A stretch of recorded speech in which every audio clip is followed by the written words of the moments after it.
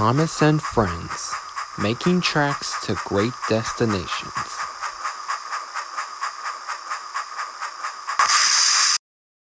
This is a story about Murdoch, the tender engine. When he joined my railway, he thought the other engines talked too much.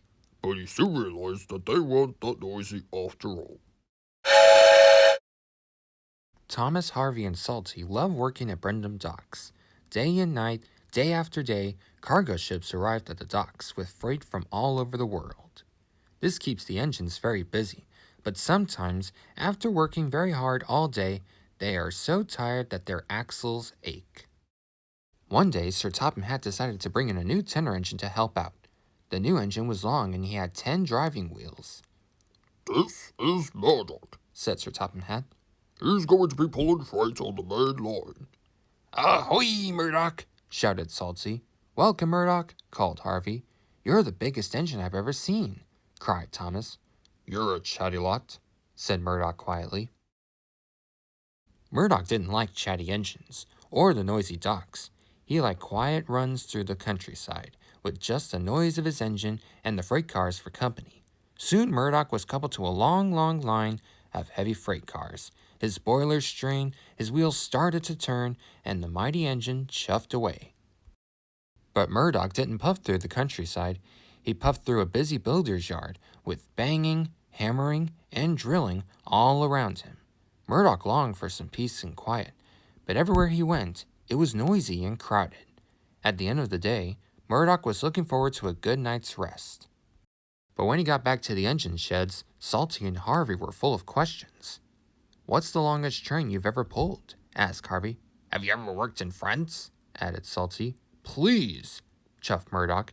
I want some peace and quiet. I don't want to share a shed with chatterboxes.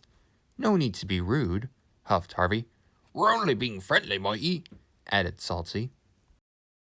The next morning, Murdoch collected another long, heavy train. This time, he chuffed into the beautiful countryside. It was splendid. All Murdoch could hear was the gentle rumbling of his wheels and the soothing puffing of his engine.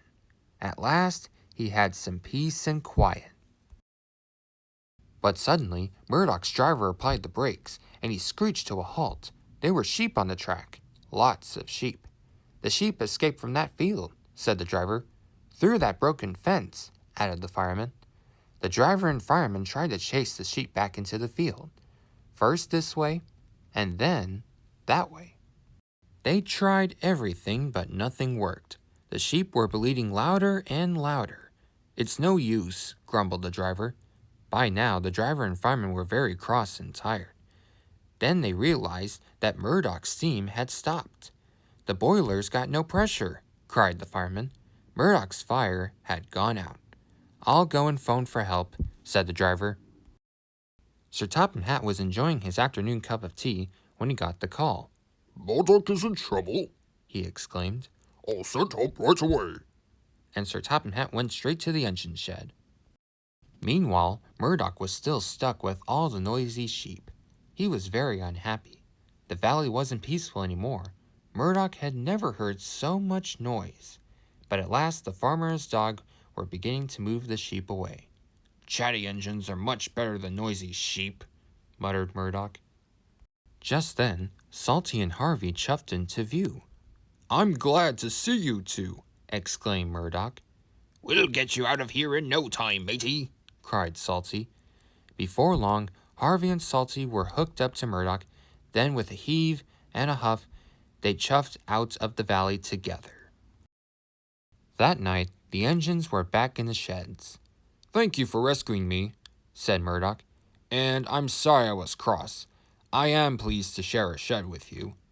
And we're pleased to have your company, replied Harvey. Aye, we are, added Salty. Murdoch had found his peace and quiet at last.